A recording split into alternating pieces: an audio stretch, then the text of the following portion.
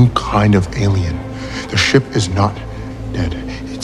I know it. Season 3 of Invasion has finally landed on Apple TV+, and just like the previous seasons, the premiere doesn't waste time reminding us that peace never lasts too long in this world. The first episode doesn't check in on all of our favorite characters, just a handful, but it sets up some big mysteries, shocking returns, and a terrifying confirmation that the aliens are far from gone. Welcome back to your nerdy show. I'm your host, Spoiler Master. So let's dive into a full recap of Episode 1, break down the ending, and talk about what it all means for the rest of the season.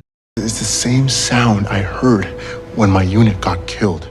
The aftermath of the mothership crash. The episode begins by reminding us where Season 2 left off. Travante had entered the alien mothership through one of the portals, armed with the mysterious shard that could kill the creatures. Casper, thanks to his psychic connection with the aliens, had also been pulled into that same battle, at least in spirit. The mission was clear: destroy the mothership once and for all. And from Earth's perspective, that's exactly what happened. The massive ship came crashing down, obliterating everything around its landing site and creating what's now called the Dead Zone, a toxic wasteland nobody can safely enter. Even the hunter-killers, those terrifying alien beasts that hunted humans across the globe, retreated toward the Dead Zone after the crash. With the portals destroyed and the alien army seemingly gone, the world believed it had won. 2 years later, humans are back to living normal lives. Celebrations, sports, and public gatherings are everywhere. The World Defense Coalition, or WDC, now acts as the sole global government, having replaced individual nations in the wake of the war. They even have a holiday, Independence Day,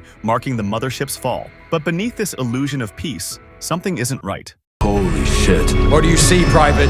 It's Travante Coles. Travante's mysterious return. The episode wastes no time flipping the script. Soldiers monitoring the Atlantic Ocean portal site suddenly detect activity despite the portals supposedly being destroyed years ago. Out of nowhere, Travante's unconscious body floats to the surface. He's alive. This is a massive shock, because everyone believed Travante died in his mission to destroy the mothership. His return raises more questions than answers. Why now? How did the portal reopen? Why only him and not Casper? The WDC immediately locks him in a containment chamber. The fear isn't just about him coming back, it's about what he might be now. Humanity already knows the aliens can mimic loved ones, control human minds, and use psychic manipulation. Mitsuki's experience with the entity pretending to be Hinata back in Season 1 is a perfect reminder of that. So, for all the government knows, Travante could be a Trojan horse sent by the aliens. Even when they eventually give him a public hero's welcome, figures like Jack Hollander, the WDC's head of defense, remain deeply suspicious.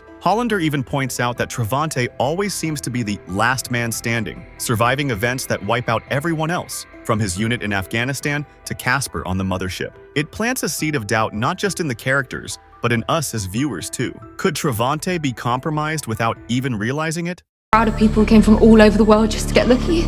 Then what?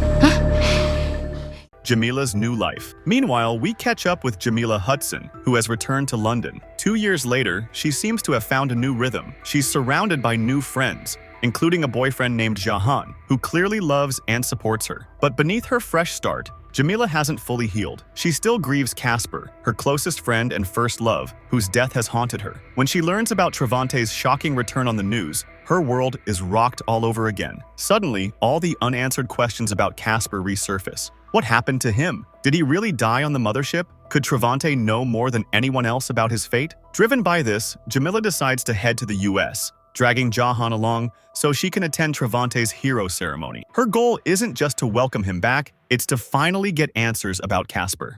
Something, okay? I saw there's something on the ship, something. Travante's memories of the mothership. The most fascinating part of the episode is Travante himself, because even though he's alive, he doesn't fully understand how. He keeps insisting the aliens are not gone, that another invasion is imminent. But here's the problem: he can't prove it. All he has are fragmented flashes of memory from his time aboard the mothership. He recalls a massive tower inside the ship, glowing with power. He remembers being thrown backwards, as though expelled from the mothership itself. He also sees hints of something lurking within the walls. Something alien but indistinct.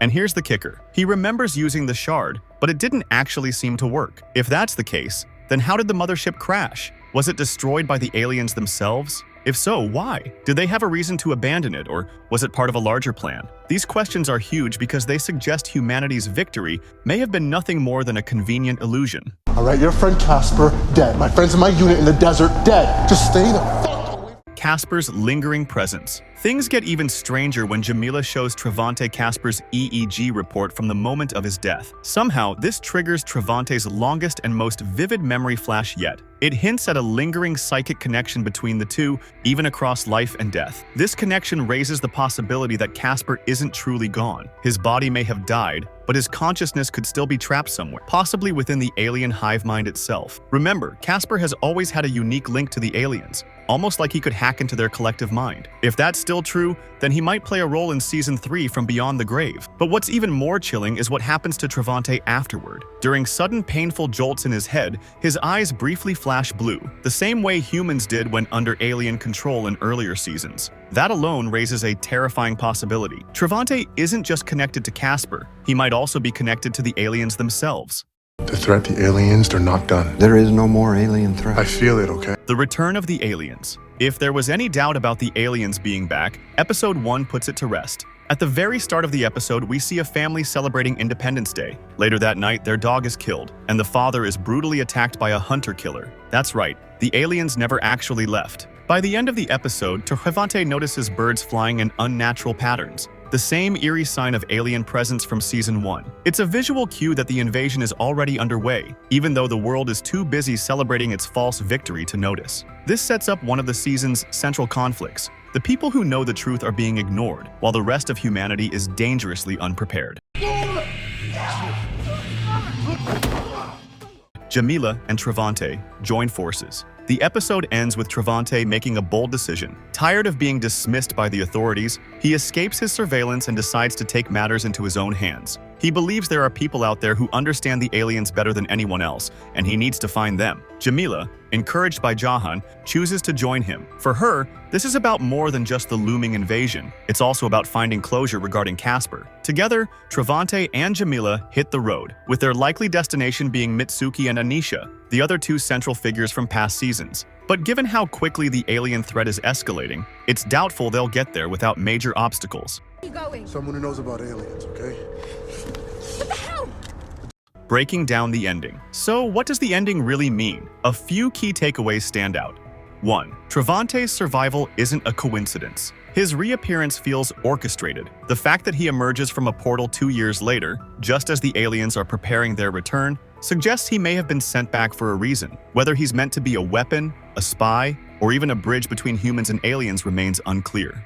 2. Casper may still play a role. The EEG connection and Travante's triggered memories hint that Casper's consciousness could still exist within the alien network. If that's true, he may reappear in some form later in the season.